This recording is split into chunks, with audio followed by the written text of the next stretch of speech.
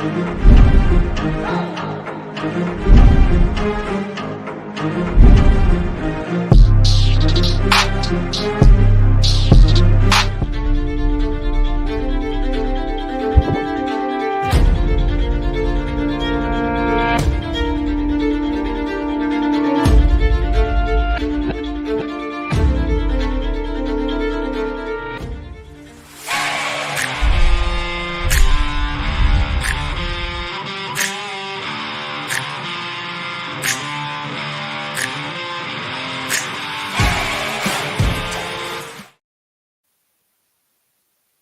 everybody, this is probably my happiest day of the week. It's not Monday, but we're kind of midweek. But I am Camille E. Gaines, and happy Tuesday again. This is the Rig on Wheels show featuring MVT, and I am again Camille E. Gaines, the host of the Rig on Wheels show. We have Pearson out there. Where are you, Pearson? In somewhere land. Yeah, with one of my folks here in Querétaro, Mexico, but always with you there in Houston in heart and mind. Oh yeah, so you kind of in Houston, kind of not. Just about. We're Spirit. matching today in the background. Oh, you got your hat on and everything matching. I love Oh it. yeah, yeah. I look like a NASCAR driver at this moment. Nobody takes left-hand turns better than me. But we are your first and only truck driving recruitment show, the Rig on Wheels show featuring MVT. We're here every Tuesday to give you your hot jobs, your news, your insights, and your recruitment tips. So we're definitely going to make some history together and get started with this news. We're going to talk about diesel right now. So it is, of course, down again, and it's actually down from this time last year, like 91 cents, 91.4 cents. While I bring everything up, I do remember saying that. So it rose by 4 cents, reaching 3.5 per gallon, but it's still down as of this time last year. So we inching up a little bit. What you think, Pearson? Yeah, I'll say the projections though over the next 10 months is that fuel prices will increase though. What that means, I'm not quite sure by how much. I think there's going to be economic pressure that most likely lowers it. If you remember back to 2008, we went into a deep recession that lowered it. As the global pandemic hit, that lowered it. Most people are not optimistic. There's too many trucks on the road versus the amount of freight driving down rates. So with that said, if you're an operator of equipment, if rates are somewhat stagnant, one of the things you can control cost-wise without it hitting your bottom line is fuel. Mm-hmm. So it becomes pivotal over the next several months. Let's anticipate that we're going to see for the next 10 to 20 weeks slight increases in fuel. It means that you need to watch your speed. As I will point out to drivers that want to go 70 miles an hour to get any place, but it doesn't mean an extra load. It just means they get to the customer sooner to then sit and wait sometimes. That 70 per mile speed limit is not helpful. You have conspiracy theories that, well, if the flow of traffic 70 and I'm going 65, I'm going to cause an accident. Statistically, there's no evidence to support that being the case. It's literally somebody going, I'm not paying for fuel and I want to go fast. Right. So your truck on any stretch of interstate should be going 65 or below. There's no reason to go 70. One of the things I'll also point in, because we operate in Texas heavily, is we have stretches of highway that are 80. So you can go down I-20, you can go down I-10 at 80. You have stretches in Montana that are unlimited. You will still get pulled over by the cops for speeding. And when you argue that the speed limit's 80, they will point out to you that your tires are not rated to go 80 and you'll still get the speeding ticket. Most trucks have tires that are rated to go 65. So yes, the speed limit may be 70, but if your tires are regulated and set to go 65, the cop will write you up because you are indeed speeding based off of what your equipment will allow you to do. So we got to watch our speeds. Pearson, say that again. I've been in trucking for 752 years, and you just taught me something. So you will get pulled over. So when you go, in particular in Texas, when you go 80 down the road, Mhm. I've talked to numerous drivers that have been pulled over and they're going, but dude, I'm going 72. And they'll Mhm. point out, well, let's look at your tires. Your tires are rated for 65. You are speeding.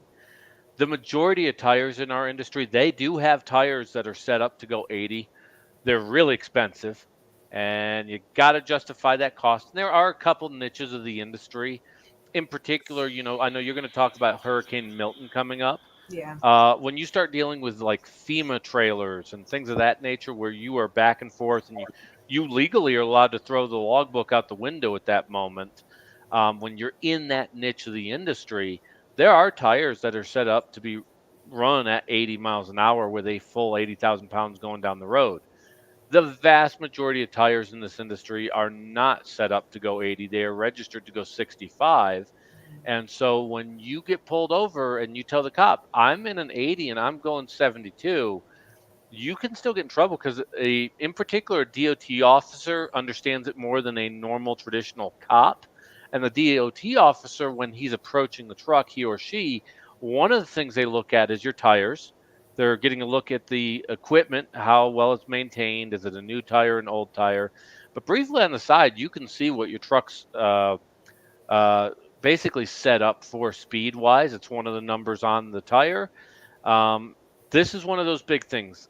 If you need a motivator between safety, between fuel, between law enforcement, there is no justifiable reason 99% of the industry should go above 65 miles an hour. Wow. And I get that as far as with safety, retention, and all of that. So that makes a lot of sense, and that just goes into profitability and everything else. But it's something else that you said. Typically, the guy that and guy gal, all of that runs together for me. But that says that is the one that's not paying for the diesel. You know. Absolutely. And look, like I said, for 99% of the industry, I can think of a couple of exceptions, and they are very specific scenarios.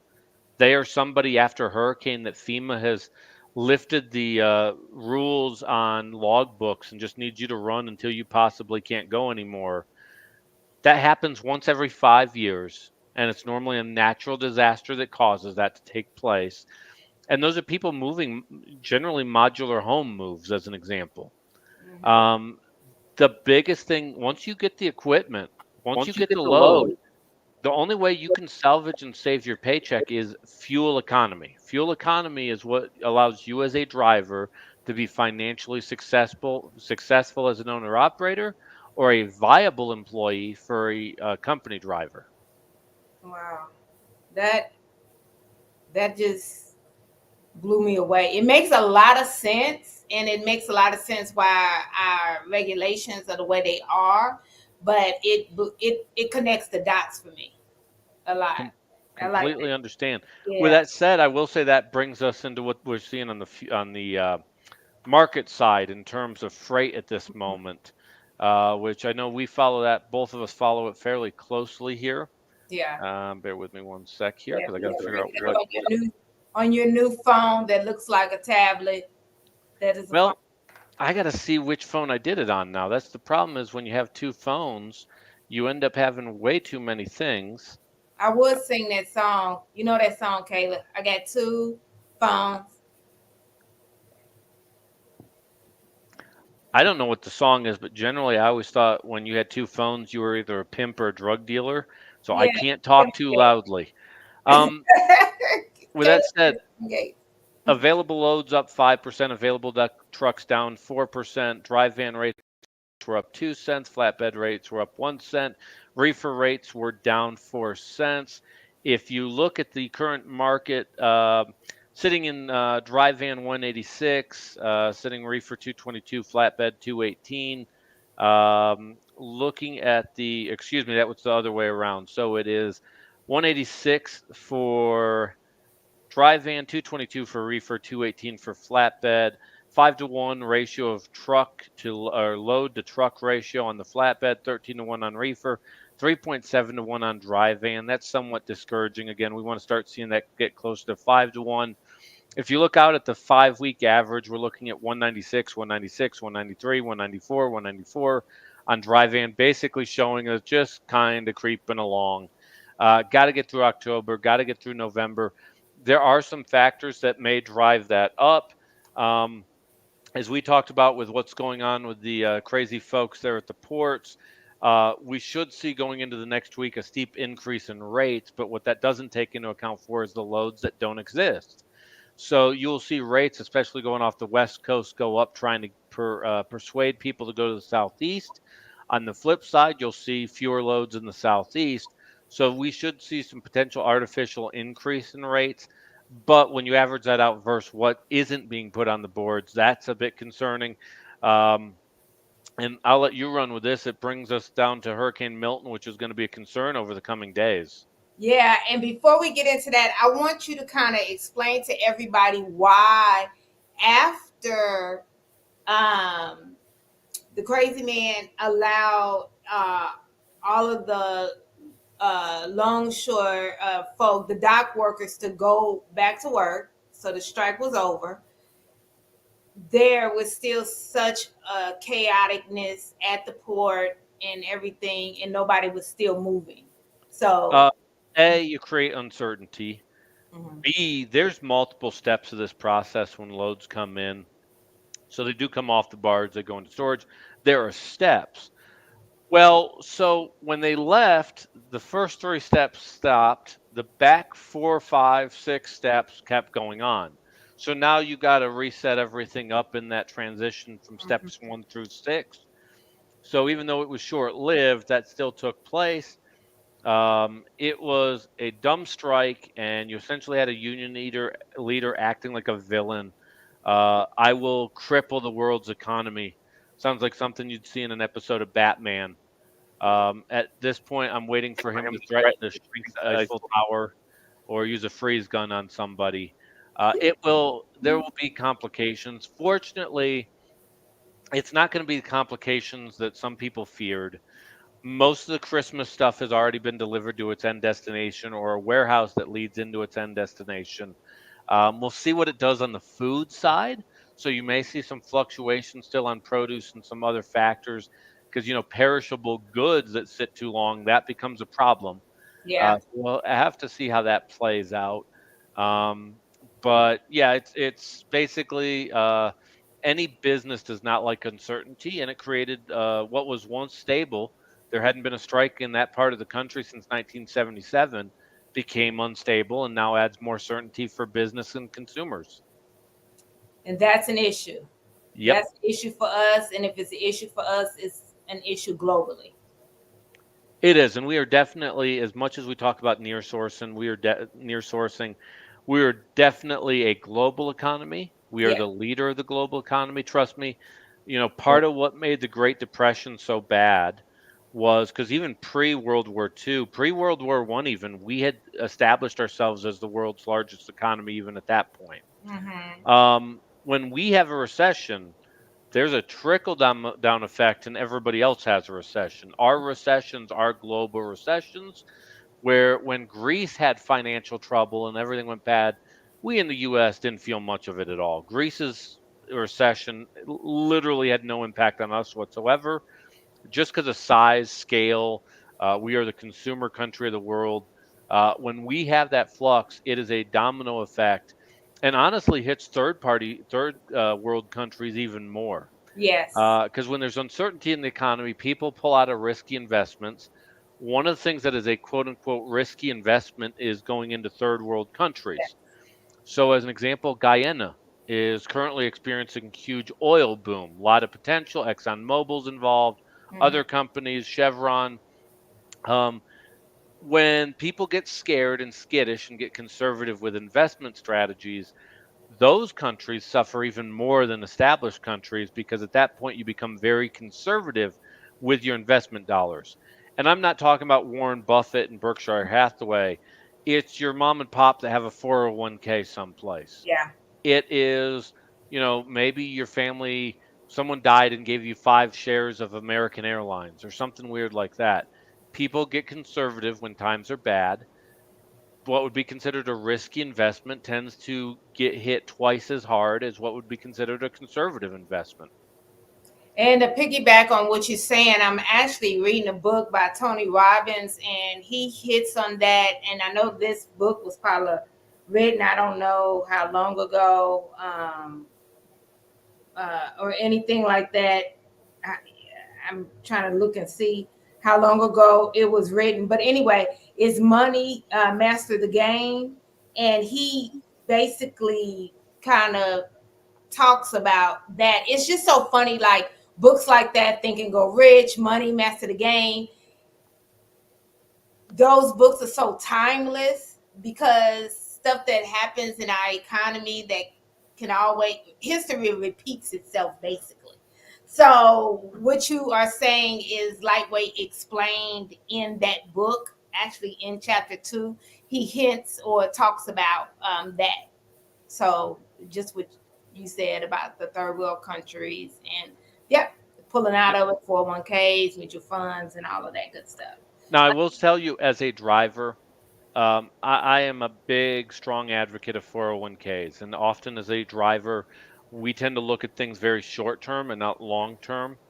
Uh, we're We're not the only carrier that does this, but as an example, we have up to a 6% match with your pay.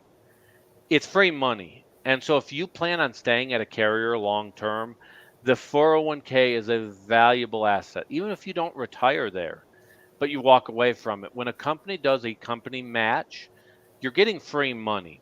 Mm-hmm. So let's say that you made $60,000, you did 5% into it, so 5% of 60,000, 3,000. The company matched it, that made it 6,000.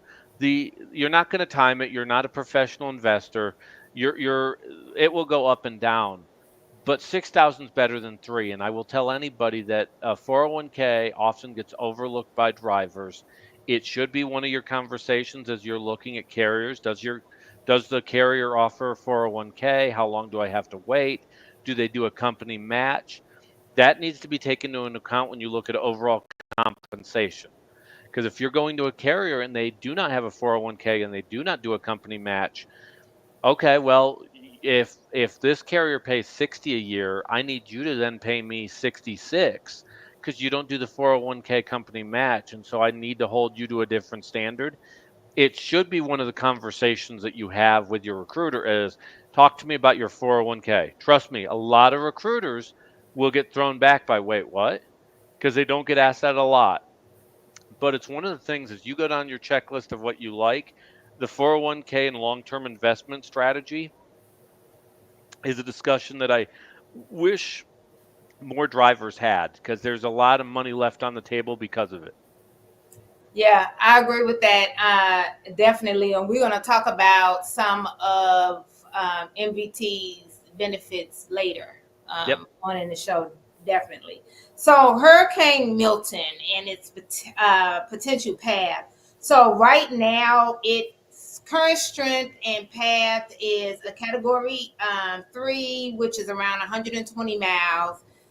Tampa's mayor is saying evacuate if you're in Tampa, and they're talking about the different areas to evacuate. And I don't want to go into that. I'm not a expert or anything, but she has been quoted saying if you're in that area and you're not evacuating, they do not expect a lot of living things to still be living.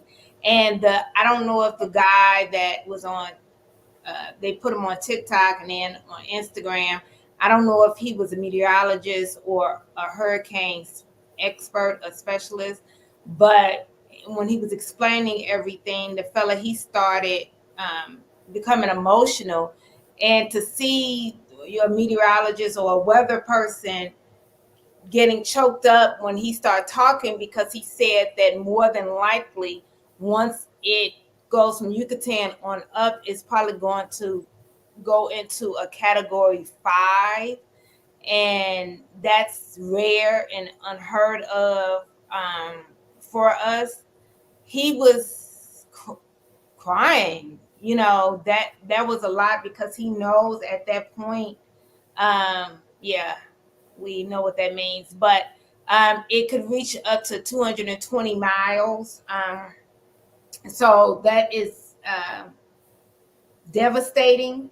So what that is going to mean for us is a lot of disruption in our supply chain, the increase when it comes to fuel prices, regional prices for the Gulf, Southeast, spikes, of course.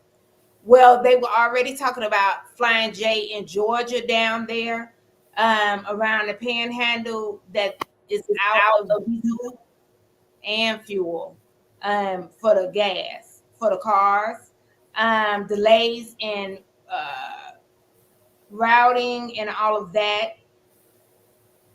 So, what is the game plan? Because I know MVT does a lot.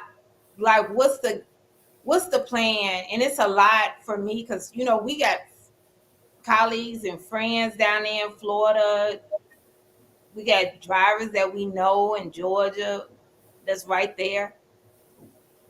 What what is it? We appear right now to be on the fortunate side of this thing. Most of our operations are in Jacksonville. We have a large scale drop yard there. A lot of drivers based off of up in Jacksonville. It would appear that it's going to go south of us approximately sometime Thursday morning. With that said, most people that follow these hurricanes know that there's wiggle room in Mhm. how the storm can move. And at this stage of where the storm is, it's either going to go north or to the east as it wiggles. If it goes out of its line, it won't go south and it won't go west at this point in its process. So we're watching it very closely Thursday morning. It, of course, will land there in Tampa, most likely about 1, 2 a.m. in the morning. It will hit Tampa, probably around 180-mile-an-hour winds at that moment. It's going to be catastrophic. You do not want to be there. Tampa, St. Pete is a huge metropolitan area, a lot of low-lying areas. I think of Bradenton, Fort Myers, a lot of those areas that are very susceptible in low-lying lands. So I think we're going to be okay. With that said, you do position your trailers to go in towards the direction of the storm. So, Arnold Transportation used to have major headquarters there. They'd go out and strategically tilt all the trailers in line so that they were facing towards the wind, Okay. most likely to salvage the trailer pool. At a certain point, it's determining with your drivers, hey, you're out. Do not come. Do you have family? Do you need to get back? Okay, if you don't, let's keep you out. If you do have family and you need to get back, let's schedule that a couple days in advance so you can take care of what you need to. It becomes a personnel issue. There's a lot of personal one-on-one conversations that we're having. So, as an example, one of the divisions we'll talk about later in the show is Division 430 that we're actively hiring for. With that said, we are understandable. There's going to be a lot of travel disruptions down there as we go into the weekend. We'll have to see how that plays out. So, we tell a lot of 430 drivers, hey, let's not schedule you next week. Let's Mhm. schedule the week after. You're going to have life circumstances come up. Let's prepare for those life circumstances. Again, right now, this appears that it's going to go south. I think at this moment, again, not being a meteorologist, I'm at least optimistic from that end. But when a hurricane, when you're optimistic that it's not going to hit you, you also don't celebrate because it means it's hitting somebody else. Yeah, yeah. Um, so right now, we'll see how it plays out again. It should hit landfall in the Fort Myers, St. Petersburg, Clearwater, Tampa area, probably very early hours of Tuesday. It looks like it's slow moving compared to I many mean, hurricanes, so it Wednesday will. morning. Wednesday What's morning. that? Wednesday morning. We're already Tuesday. Sorry, Thursday morning, 1 a.m. Thursday morning. Thank you. It'll be there about 1 a.m. Thursday morning, then 1 p.m. It should cross the state. That's 24 hours of just downpour rain and speedy winds. We're optimistic. We'll see how this plays out, but I think we've got a strategy in place. But we knock on wood because this still is susceptible to turn north or go further east. We got to see what the wobbles do. And even though it's not going to be right there, just where everybody evacuating, it's and then the guys MVT, like everybody having to get fuel, diesel, and all of that. Oh, and keep in mind, there's a lot of tanker companies based in the area. You have Oakley down there. Now, Oakley primarily is bringing produce like Right. concentrated orange juice, blueberry juice out, and liquor back in. But those are tankers, food grade tankers that will be stuck that traditionally can't run through their areas. I think Central's down there. I can think of Rock Island is based out of there, and I'm forgetting a large qualities based out of there. So you have four large scale tanker companies that definitely move things around that are all clustered in that central Florida market that will be directly impacted by this in a huge portion of their capacity. So yeah, there's the unforeseen things that will come in the supply chain moving back and forth. As I point out, there may be fuel. It's getting the trucks that move the fuel that becomes challenging if they get stuck out of their respective markets. So we will, unfortunately, Friday morning, we'll probably have a better idea of what the damage looks like collaterally. But, it goes back, if you take into account inflation, the most expensive hurricane down there was Hurricane Andrews. Yeah, This has the potential to rival it. yeah.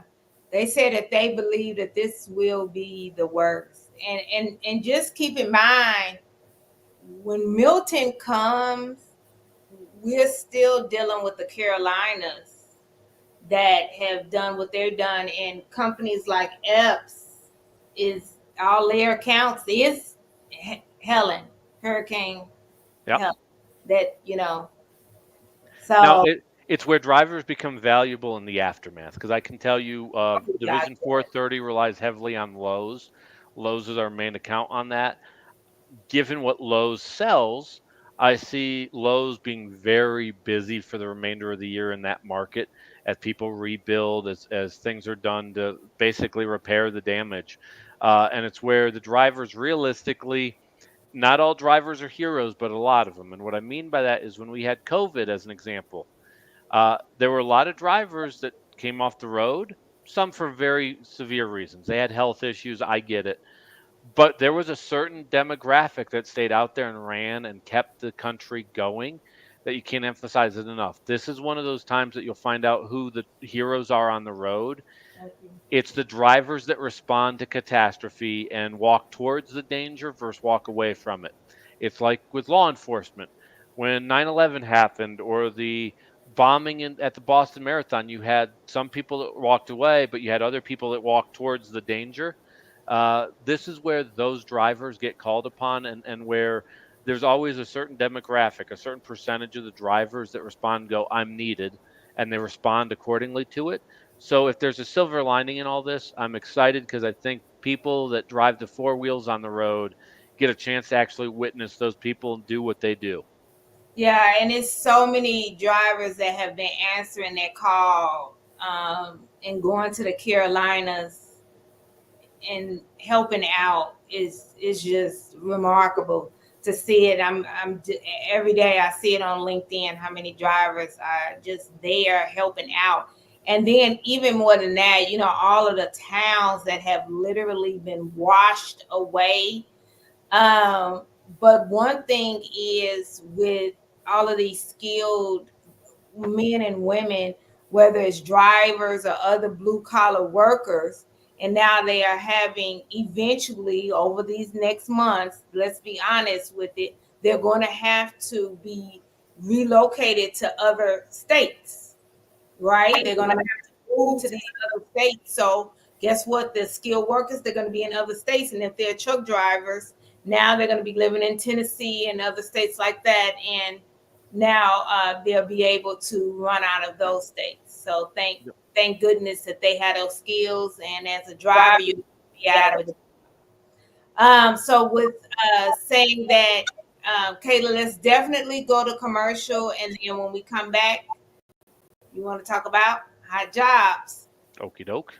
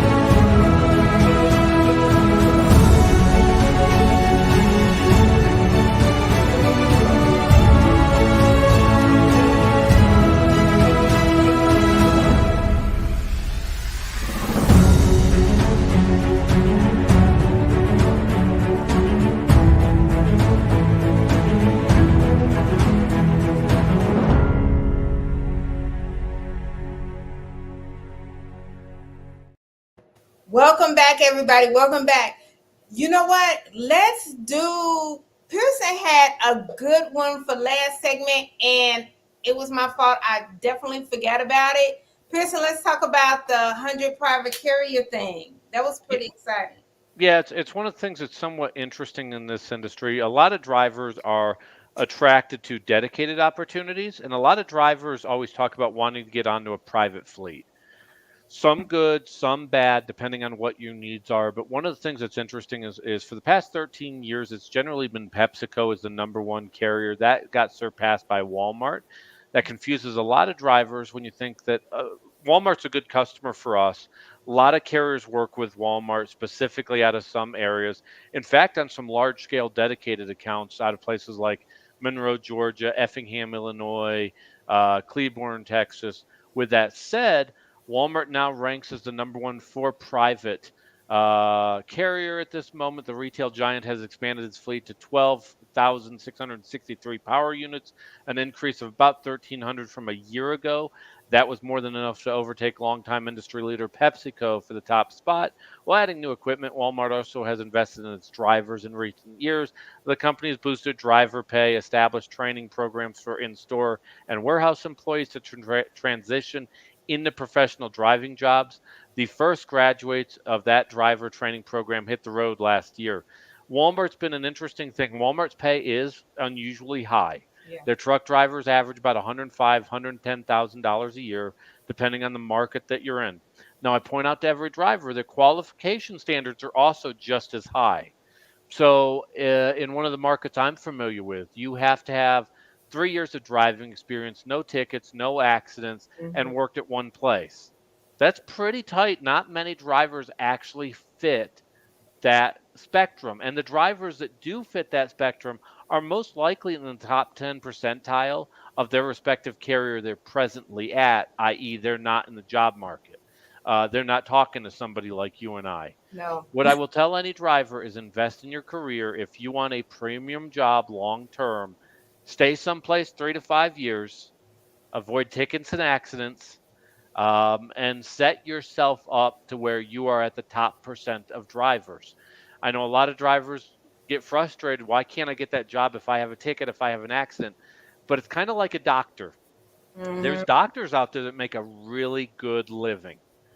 But if you're going to go get open heart surgery, you want a doctor with an impeccable background. You don't want a driver or you don't want a doctor doing open heart surgery on you that's somewhere middle of the road. Mm-hmm. Doesn't mean that there aren't doctors middle of the road, but I promise you, you don't want that. So that's one of the things to keep in mind with these private fleets. It's one of the things to keep in mind with some of these other jobs like dedicated. Like I said, Walmart's number one at 12,000, PepsiCo at 11,600, Cisco at 9,200. Cisco can be hard work for drivers.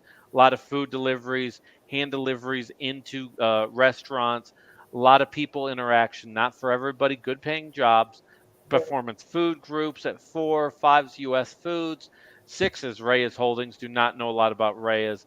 7 would be Halliburton, mainly dealing with oil field. McLean's 8. McLean originally was a subsidiary of Walmart and got spun off about 15 plus years ago, and they've grown exponentially since then. Hard work. And then nine's Tyson Food. Some of the new ones on the list, though, as an example, are Dollar General. Dollar General has their own private fleet. They still work with a lot of carriers. I think Dollar General's had to continue to expand out their fleet because a lot of carriers are scared to do Dollar General because of the workers' comp claims associated with it. So Yeah. it's a bit of a hard one where they almost have to go into that. So it's always interesting seeing that growth, as well as of those names on that list, how many of them still rely on third party carriers to do their work for them? Walmart, they had a VP named Raleigh Ford, who was their VP of logistics about 20 years ago. Took over. I think they spent about $8 billion a year on transportation, worked with companies like Swift and Schneider collectively to Mm-hmm. bring that down to five, four and a half, five. They rely heavily on other carriers, but it's interesting to see them grow that internally. I do know that the thing they're worried most about right now is impending retirements from within their fleet, which is part of what drove them to train from within because they know their qualification standards are high for current drivers, i.e., why they're looking to find their next wave of drivers from their warehouses and their stores, because they have really high standards. So it's one of those things I tell as a driver: have more than just a 6 month career path. What do you want to do 5 years, 10 years down the road? Because there are some really nice jobs out there, but you got to make yourself a top 5% driver if you even want to have that discussion. Yeah, and I read an article where with their training and how they're actually going into schools to mold drivers to become their driver. Yep. Actually, so I actually like that to see that, and it would have been nice if they would have been able to pair up with the FMCSA when they were doing that program for the next generation type deal. What do you mean? Remember when the FMCSA was doing it where the 18-year-olds Hmm. type thing? It would have been nice if Walmart and some of the private fleets would have been like, that's who the FMCSA would have actually linked up with. That Yeah, would I have think been I perfect. think it's natural though that for them to go down the agricultural route, because that 18 to 20-year-old has less stress, primarily working in the countryside. Mm-hmm. So I think that their intent, be it right or wrong, was to basically put an 18 and 20-year-old into low pressure scenarios, where some of the Walmart folks go into rural communities and some of them go into the dead center of Atlanta to make a delivery. I can tell you at 18, I was risky enough with my four wheeler going into a place like Denver, Atlanta. But there's support from a lot of these carriers. I don't think we feel enough pain as an industry yet. And we're at one of those precipices right now that the number of drivers versus the freight does not align. Give it another 2 to 3 years, and we'll be back screaming that there's a driver shortage and the sky's falling. At some point, there's going to be carriers, though, that are going to have to work with insurance and take risks. The biggest factor in that's going to be on the insurance end. When you consider in 2019 that the average insurance rate went up 83% for carriers, Mm. the insurance piece of that is we got to get insurance providers on board. That was also the year that Progressive left the truck driver and the trucking side of this. Um, we are going to have a driver shortage in about 2 to 3 years. I don't think there's a solution for it, and it's going to get really, really nasty and suck for a guy like me in my profession, unfortunately. But that would be a good thing because it probably jars things loose. Yeah, it's gonna have to be some type of change. Yep. But let's go ahead and get into the hot jobs. And Vanna, let's do 329 first. All right, one of my favorite divisions, Texas Regional, still looking for about 5 to 10 people a week on this ever expanding division. Uh, got a low turnover rate on it, but we have a lot of new customers that on a weekly basis we seem to be winning bids on, welcoming new folks into it. If you live out of Houston, Dallas, Fort Worth, San Antonio, or Laredo, we primarily run I 35 and east. We'll do a little southern Oklahoma, southwest Louisiana, occasionally go up into the panhandle of Texas. And with teams, we'll go out to El Paso and coming back. Really attractive division. If you have less than a year of experience, you're going to average about $1,200 to $1,300 a week. If you have more than a year of experience in our industry, you're going to average approximately $1,800 a week. Uh, no touch, a lot of drop and hook. We don't require endorsements, but I will point out that we've had a couple new customers join us recently. That if you have hazmat endorsement, it does offer you the advancement of a couple other opportunities coming out of Houston. Traditionally, we rely on Anheuser-Busch, which is a good customer of ours. But if you have hazmat, getting out of Houston tends to be a little bit easier for you because there's a lot more freight opportunities available. Again, vast majority drop and hook though on this, and in particular on teams, they're averaging anywhere between $3,600 to $4,000 a week. You're never more than a day away from the house. So an exciting division, Division 329. If you talk to your recruiters about it, they'll know exactly what you're talking about. Absolutely. That's your favorite one right there. So Oh, let's, absolutely. yeah, let's go ahead and go to 300. Yeah, Division 300. This is that Texas Triangle. We are currently hiring out of El Paso. We'll add some other markets to this very soon in the near future. With that said, if you live out of El Paso, the loop takes about 4.5 days, depending on where your second run is. So out of El Paso, we will go to either Laredo, San Antonio, Houston, or DFW. From there, we'll pop up to Denver, Colorado Front Range. We'll grab a couple different customers that we work with out there that then go southbound along I-25 over the Raton Pass and down into El Paso. We get great fuel economy on this division. Going southbound on I-25 gives you better fuel economy than going northbound.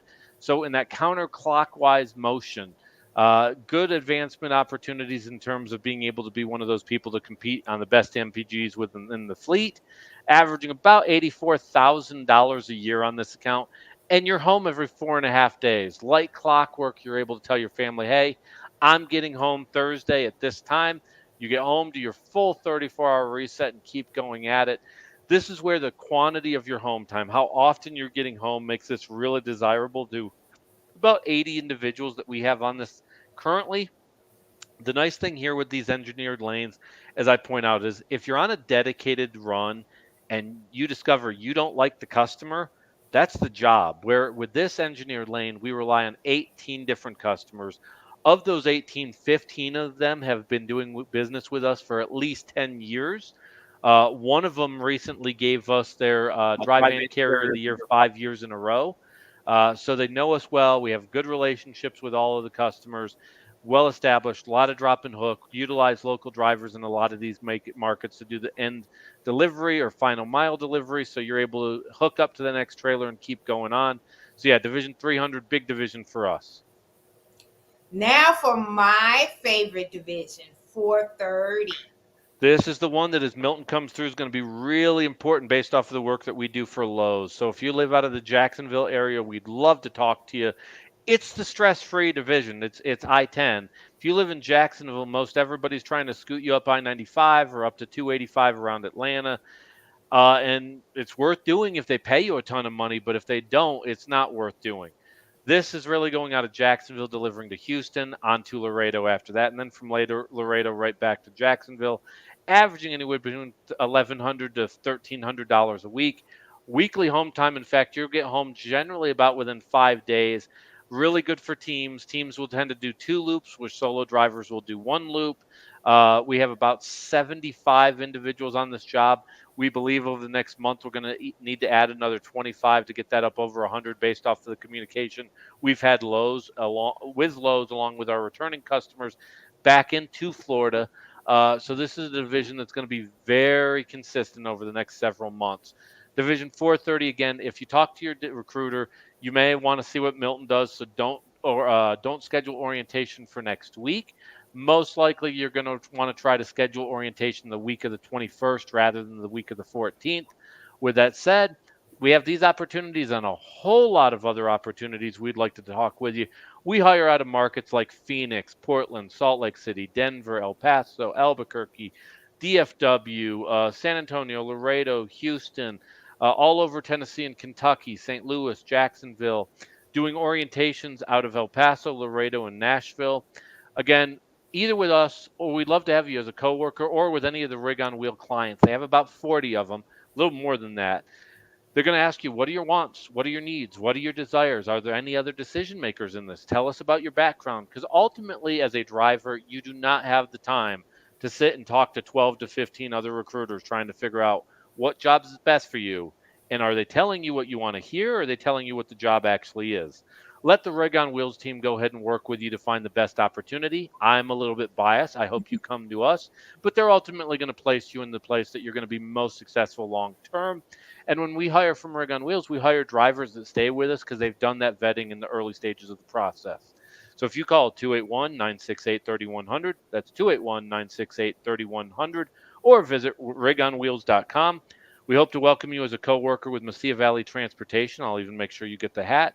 Or you'll visit with any of Rig on Wheels' quality clients that they also work with to find not your next trucking job, but the best trucking job. And I have a question, Pearson. So I know for 430, we're not trying to do for next week. However, the week after, how many drivers a week are we expecting Lydia and all the rest of everybody to bring on? We'll bring in 5 to 6. Luckily, we are, unlike a lot of carriers, don't have a huge spigot of drivers leaving on the back end. So if we add 5 to 6 a week, we get to that 100 pretty quick. Okay, so that's really good.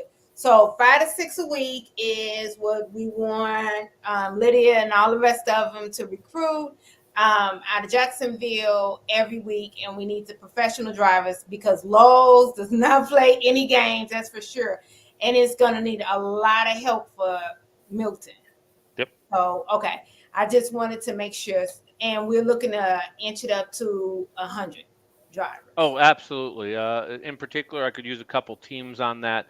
Those teams end up averaging between 3,500 to 4,000 a week. The nice thing with teams is a lot of drop and hook for them, almost all drop and hook.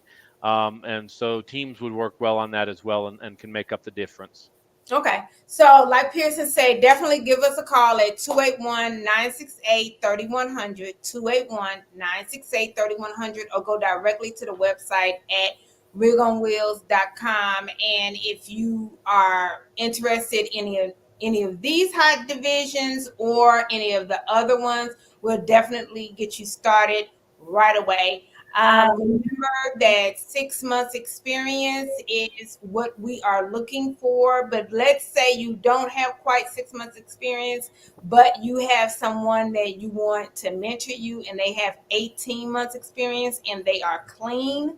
We can definitely look at them and bring both of you all on at MVT.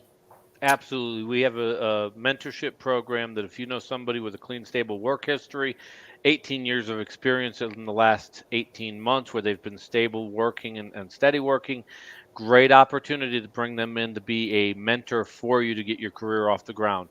Nice thing there compared to a regular trucking company where you just get thrown in there with a stranger is you know this person, you trust this person. Could be a family member, could be a lifelong friend, could be somebody that you met at a local YMCA that just is a professional. At the end of the day, we want to bring you in though and get you started in your career on the right path. And that mentor allows you to do that because they're going to understand you more than a stranger could. So by all means, happy to have both of you. We give Rig on Wheels credit for what they bring, and we bring you credit as well. So make sure to bring on your mentor so you can get your career started. That's awesome. And all they need is that 18 months experience. That's awesome. That is very good. Okay, let's definitely go to commercial. And then when we come back, since we've been talking about all these hot jobs, let's go over some of the great benefits. Well, you know what I want to do? Let's go over and let's go through the truck. Have Joe go through the truck so everybody can see the type of truck that they'll be driving on these jobs, and then Pearson will talk about the different benefits after the truck. At Mesilla Valley Transportation, every driver is behind the wheel of a late model International LT, a truck that takes comfort, convenience, and safety to a whole new level. Join us as we explore the impressive features of this powerhouse on wheels. The open road is full of surprises, and sometimes that includes unexpected encounters with wildlife. But worry not, the International LT has you covered. The front end protection guard offers an extra layer of defense, protecting you from animal strikes. Drive with confidence, knowing that you're shielded from the unexpected. We all know how important it is to keep our batteries charged, and our International LTs have your back. The Cummins X15 is equipped with an auto start feature, ensuring that your batteries are automatically recharged when they run low on volts. It's a seamless process that keeps you powered up and ready to hit the road. Disc brakes and an engine brake provide reliable and safe stopping power when you need it most. You can have peace of mind knowing that you're in control. Safety is at the forefront of what we do. Our International LTs are equipped with top-of-the-line safety features to ensure your well-being while out on the road. These tractors are equipped with Bendix fusion protection, collision mitigation, and lane departure warning. Achieving good fuel efficiency deserves recognition. With the International LT, your efforts don't go unnoticed. When you consistently achieve impressive miles per gallon, the International LT rewards you with increased speed. It's a little extra motivation to keep you pushing for better fuel economy. After a long drive, you're ready for a well-deserved break. With the International LT, you can enjoy your rest period in absolute comfort.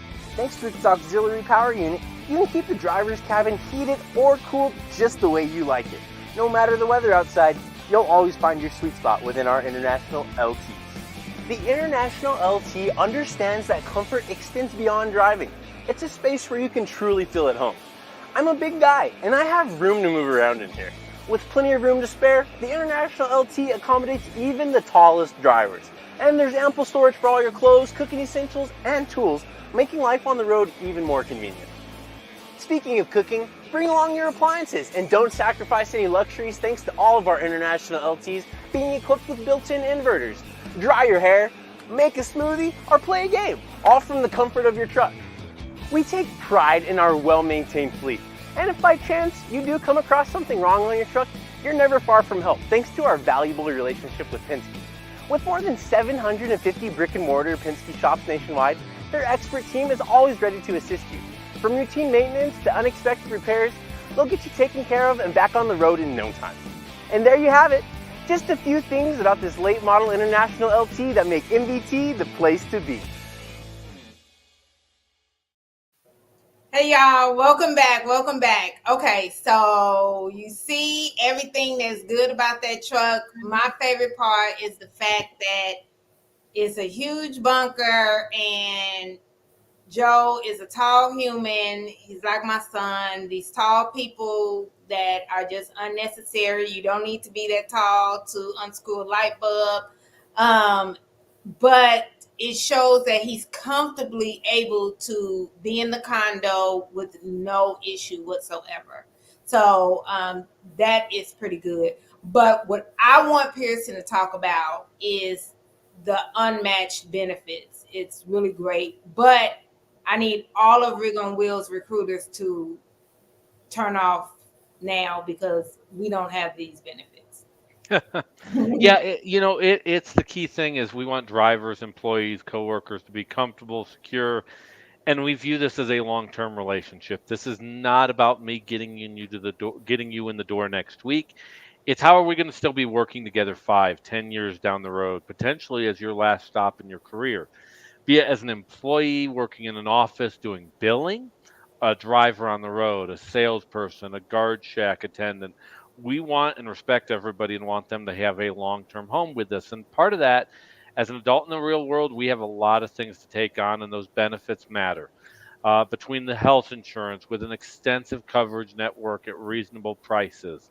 It's one of the first insurances I've ever had in my career being in El Paso that I can go across the border and utilize in Mexico.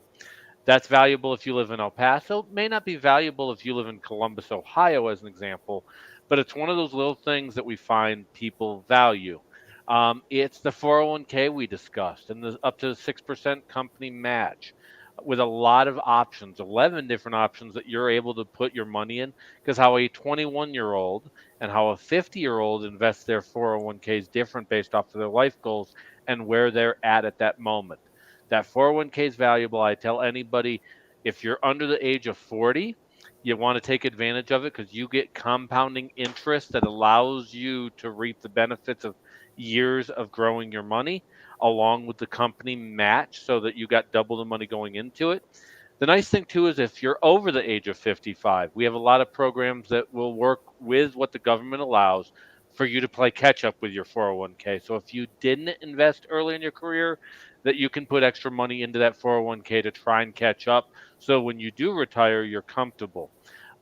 It includes the superior equipment that you see. You have to have the resources to do the job. You wouldn't stick a processor or a bank teller with a computer from 1984 and expect them to be successful. Just like them, a driver needs late model equipment that's going to get great fuel economy, be comfortable, and allow them to enjoy themselves when they're in the truck, but have a life outside their vehicle with great home time and set schedules, which we also set up. Um, there's a bunch of others that I can think of off the top of my head. We get discounts from a number of vendors because we use bulk in order to save money. We have AFLAC, and we have a lot of things that sometimes life does not go as planned. You don't think about it when you don't need it, but when you have a minor injury or you have something that happens in your life that's unexpected, there's a big deal to it. There's money that gets set aside for people if they unfortunately die and they did not have life insurance. You still have expenses to your family. God forbid, hopefully that doesn't happen. We have a $25,000 life insurance for everybody because your spouse is not going to be in a mental spot to really do a whole lot after you've passed. If they care, that small Yeah. life insurance thing makes a big difference if that were to happen. Yeah. For It's a lot of these, about 20 to 30 individually little things, yeah. but if anything ever goes wrong, we want you and your family members in many ways are team members with us, not just you. So when you join us, by all means, pick and poke at your recruiter, get as detailed as you want. In my relationship, I'm honest. My wife's the one that gets a lot into those details. We have conversations with drivers, their spouses, other people that are looking at driving with them. So it might be the mentor calling in to deal with a new person in the industry. You need to go into this of I'm not looking for another trucking job. I'm looking for the last trucking job and have that long detailed discussion. I will tell you if you're not a qualified driver, I don't want to be on the phone with you for more than 3 minutes. I got to move on. But if you're qualified, if you're where we need you to live, if you have a professional background, a stable background, I absolutely do not mind having an extended conversation with you and quite frankly, getting into the weeds because your scenario is going to be different than the next person and the next person. I want to have that longer conversation with you because I want you to know, hey, I have a support team behind me. It's not listed as a benefit, but it should be. And I will say, because it's not all created equal, we have a collaborative work environment. Most of the people in our operational team have been previous drivers, either with us or with other carriers. Throughout our organization, we have CDL holders that drove for us. We are constantly developing people from the fleet onto it. What that means for our current drivers is there someone along the way on a daily basis or on a weekly basis that has been where you are, knows what you're going through, and wants to help you? That is the number one thing that I can't emphasize enough, more than health insurance, equipment, anything else. Having somebody on the other end of the line with empathy makes a job that could be difficult much easier because it's not just you. I love that company culture. Yep. That is a benefit. Yep. Yeah, that definitely is a benefit. Well, everybody, that takes us to the bottom or the top of the hour, the bottom of 1 hour, the top of another hour. Tomato, tomato, potato, potato. Okay, I thought it was funny. So, but I do want to see everybody back next Tuesday, same time, 3 p.m. Central Standard Time. But I want everybody to be safe. If you are in Florida, evacuation zone, if you are definitely, oh boy, if you are definitely in the Carolinas, continue, your efforts of the cleanup and all of everything that you have to do. I don't even know. Just everything. So, but across everywhere, I want everybody to be safe, and we'll see you back next week at 3 p.m. on Tuesday. Signing off. Bye.